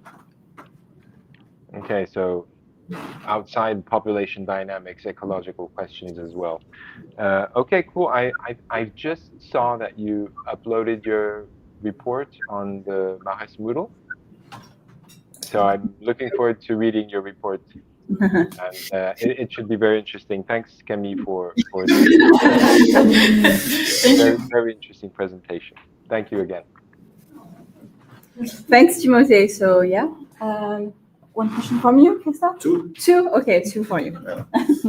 If you can come back on the Pianka index, because I think you said that it's for an ecological niche overlap. For niche overlaps, yeah. Yes. So, but niche overlap means that they should also share some resources. So I'm curious why you use the model and on which resources you base this index. So in this, there is no, we didn't include the different food availability, for example, because as we said, there's no competition between the two species. So what we did is just looking at the overlaps in terms of like temporal overlaps. So here it's just saying that we have the chance to see temporal overlaps or not. As I said, here is low temporal overlaps, here is moderate temporal overlaps. However, what we did is between sites and months, but what it takes in months, there is a lot of days in the month. So it doesn't mean that because we saw them in the same months, in the same sites, that they are really in the same moments together. So that's one of the limits of the study. We should do it maybe weekly or maybe even in every days. The problem is that we don't have that much of data to do it. We have a lot of data, but in 5 years. So if you put in only 1 year, it's not enough to do it. So I hope with the citizen science program and maybe with improving the monitoring depths, it will have more chance to see this and to work with the different resources, also the parameters. For example, the great hammerhead shark doesn't like, he likes when it's, for example, when the visibility is really low. And the idea is that that's one of the abiotic factors that we can use to do a comparison between Aetobatusnarinari and Sphyrna mokarran, but also with the other predators. Okay, if you come back also to 26, I think it's a monitoring effort. You have nice correlation curve, but only 1 R², where I see that this correlation, so between species observation and effort of observation, seems to be very different from one species to another. So it seems that the correlation is much stronger for the eagle ray in red. Yeah, in red is the compared to others. So do you think you've got a strong correlation for one species and not for the other? Yeah, so I did a lot of tests, and I think in this one I decided to remove Sphyrna mokarran because it kind of like put a shade on the results, as we only had 32 So sightings. the square is for? It's for the combination of the two. And so it's about, I mean, like on site, forget the p-value and stuff, but why is it, what do you have more of this correlation? What do you mean? Well, why is it that you have a much stronger correlation with the number of divers or number of observations and number of observers for Marinari and not for the green one? Because so the green one is a Caribbean reef shark. We see it more often in some sites, for example, more in the south of the islands, in Punta Sur, for example, San Francisco, Central. However, Aetobatusnarinari is really around the island. And for most of the settings that we have, for example, 1,200 about sighting of eagle rays. However, we have only 200 sighting of Cachionaris perezi in 5 years. And yes, the more you do observation, the more you have chances to see the eagle rays because they kind of go around you and you have more chance to see them. However, the Caribbean reef shark, is shy as well, but they are also mostly in the wall of the reef. And so with much less observations, do you still have a p-value which is significant for the shark? For this one, yeah. Yeah. For the Caribbean reef shark, yes, but for Sphyrna mokarran, no. Okay. Sure. Thanks. Yes, I think I will turn to you now. What? Ah, okay. The question is, what was the biggest challenge to keep the shark so close in this? Well, I do really love sharks, so I'm not afraid of them. However, you still have, like, for example, with the bruise, you still have the old structure. It's not really, well, it's heavy, but you want to use your lift bag to be able to dive with the groove. So you have to think about your air consumption. You have to think about all the materials. You don't want to lose the cameras. You don't want to break the groove neither. So you have to think about this. And then you have lovely sharks coming around you. And so you have to manage everything. You have also to, it's not like when you're diving and just like taking pictures of the sharks around you, right? So you still have to be really in a scientist's mind, putting the bruise whatever you wanted to put it and follow the procedure. And then even though you saw the sharks, you have to go away from the bruise because you have to, the idea is that the bruise is there to lower the anthropogenic pressure. So for now where we are recording, but the idea is that directly when we put the bruise on the seafloor, we have to go as fast as possible, diving in other sides to still dive and monitor, but really far from the bruise. So the animals are going around the bruise and closer, so we can see the species, the size, and the sex. So I would say the biggest challenge is to be able to still dive because I'm not the best diver. I'm just a rescue, and I had the chance to learn a lot of diving skill in Cozumel, but I still have to improve my skills, but also improve my methodology skills. So that will be the challenge, I guess. Yes. Just a curious question. How do you identify when it's a female or a male eagle? Can I have my space, please? So I'm not sure we see it on the picture. Not in this one. So for Aetobatusnarinari, for example, here you can see the pelvic fins. Can you maybe put it bigger, or I don't, because you don't see it very well. So here you can see the pelvic fins. It's the same here in the scheme. This one is a female. If you see two other fins here, they are the sexual fins, and that means it's a male. For the shark, it's a bit different. So here we don't see. I didn't take the best photo, but here, for example, that would be a female. But if you see like claspers, they're called claspers. If you see claspers, that looks like baguettes, two baguettes. Here it would be a male. Yes. I'm certain you mentioned that, and I didn't catch it. But when you do you think? Well, first of all, in the browse, like what kind of prey did you use to baits? Yes, to attract. So do you think that could influence maybe the species that were attracted by it or not? Yeah, well, we use mostly fish. As I said, we use the Jurel and Dorado. That's the kind of like the fish that they fish the most here in Cozumel. However, for Aetobatusnarinari, last year I was already working on the nurseries around Cozumel, and we didn't see any babies of eagle rays, neither over rays. That could be because we didn't use cephalopods, so for example, octopus or squid, because they're attracted to it. So they could be still attracted by the smell. However, they will maybe not come closer if we don't use squid. That is a question we don't know yet, because we should do more comparisons in methodology, but that will be, I guess, a reason why we see or not see individual of different species. Yes. Thank you, Cam. I think what I really like about this is that, of course, monitoring sharks is tough, right? And you guys solve this with citizen science, and this is a project that really puts out that, and I just wanted to highlight that. And this being said, and also knowing that tourism is such a big pressure in this island, what do you think is the conservation potential of all of this? You know, like why would it all be relevant in terms of conservation? So what we could do, like strategies? Yeah. So can I have my slides again, please? Yes. So I'm going to come back to the methodology and introduce you to Capshock Cooperative. It's a cooperative of fishermen that is based on MARRES. It's in the north of the islands, and they are working closely with the Oceanica Foundation and from a few months with Cozumel Ocean Research as well. And so it's a cooperative of fishermen that decided to stop fishing sharks. So, but they cannot stop like this. So what happened is that first of all, they had monetary compensation. For 2 years, they stopped fishing sharks and they have a salary. They're still doing their fisheries activities, but not including the sharks, neither the rays. But now they also try to involve ecotourism alternatives. So for example, one of them, it was during the pilot tagging expedition that I did last year. The idea was to bring the tourists to see how tagging expedition was done.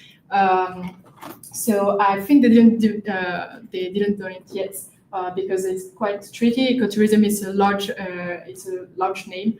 We don't really want to put more pressure than we already do. So yeah, there's a lot of alternatives. This one is tagging expedition. So there is, for example, in MARRES, the expedition with the whale sharks, and the idea is to be able to do ecotourism, like find new alternatives to not put pressure on the animals, but also to give more chance to the communities to change their fisheries activities. And for example, so this is the captain of the cooperative of Capshock, and he was telling me how much he's happy to fund Saving Our Shark Foundation, because now they have a way to stop fishing sharks, because they know sharks are important for the ecosystem, especially in the Mexican Caribbean. And sometimes you don't have the choice in this kind of local activities. And so the idea is that thanks to Saving Our Shark Foundation, now they don't fish shark and they find new alternatives. So basically for me, ecotourism could be a key, but we have to be really patient, first of all, to test a lot of different methods. Because for example, when we did the tagging expedition, you have a lot of limits. For example, you use a long line to fish the sharks at first, and then you want to take it on the boat to attach them and then to put the tag. However, if they stay, for example, Sphyrna mokarran is a really fragile species. So if you put it in more than 1 hour on the long line, it will die. And maybe you don't see it. Maybe it will just go around you for maybe 10 minutes and then go away and will die. And that's a thing that we know if we put the satellite tag and acoustic tag. But we don't want that. That's not an option. So yeah, the idea is to do ecotourism, but test the method as much as possible. Okay. We're short on time, sorry. We will have to conclude on that. So thank you for all your questions. Thank you, Camille. Of course, I'm sharing also online a lot of supports, as you can see, as the same. So thanks, really, congrats again.